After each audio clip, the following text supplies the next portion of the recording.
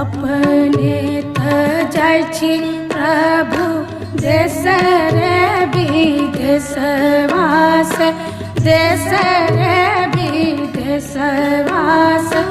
हमरा